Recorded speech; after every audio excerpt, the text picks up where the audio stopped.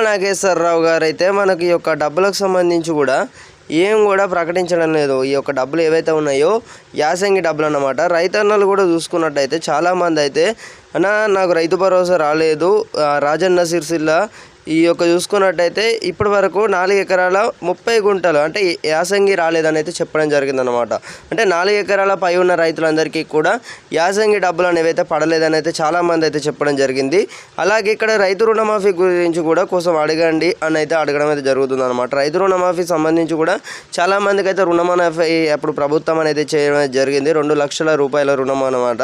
So అప్పుడు కూడా చూసుకున్నట్టయితే చాలామంది అయితే ఈ యొక్క యాసంగి సీజన్కి సంబంధించి అలాగే వానాకాలం డబ్బులు అనేవి ఒకవేళ మీకు ఇంతవరకు రానట్లయితే తప్పకుండానైతే ఒకసారి అయితే తెలియజేయగలరన్నమాట. యాసంగి డబ్బులకు సంబంధించి చాలామంది అయితే ఈ 4 ఎకరాల వరకే డబ్బులు అనేవి అయితే పడినాయి అని అయితే చాలామంది అయితే చెప్పడం జరిగింది. మరి ఈ యొక్క డబ్బులు అనేవి ఇగరాకపోవా అని అయితే రైతు సోదరులందరూ కూడా ఎదురు చూడడం అయితే జరుగుతుంది. సో ఇక రాష్ట్ర ప్రభుత్వం అనేది ఇప్పటివరకు చూసుకున్నట్లయితే మనకు వ్యవసాయ శాఖల మంత్రి గారు అయితే శ్రీ తుమ్మల నాగేశ్వరరావు గారు కూడా మనకు స్పందించడం లేదు.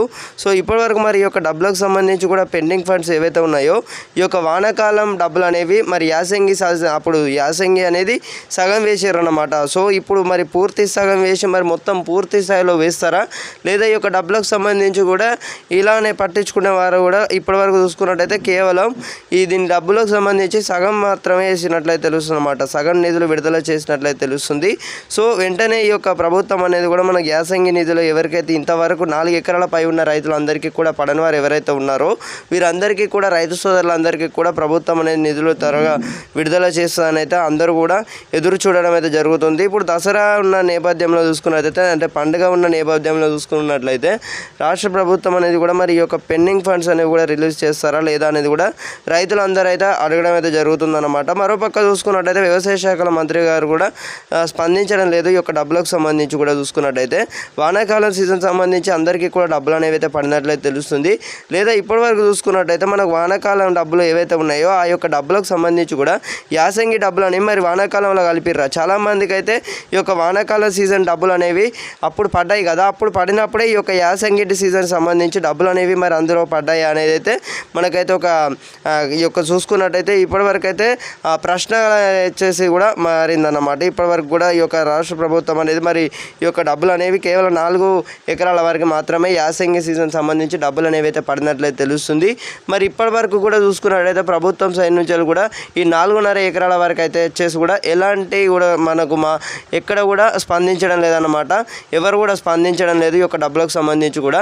సో మరి స్పందిస్తారనేది కూడా చూసుకున్నట్టయితే వ్యవసాయ శాఖల మంత్రి గారు కూడా ఈ యొక్క చూసుకున్నట్టయితే వీళ్ళందరూ కూడా ఎవరు కూడా స్పందించడం లేదు ఈ యొక్క డబ్బులకు సంబంధించి కూడా. ఇప్పటివరకు అయితే రైతన్నలు అయితే చాలా వరకు అయితే తీవ్రంగా ఉండడం అయితే జరిగింది.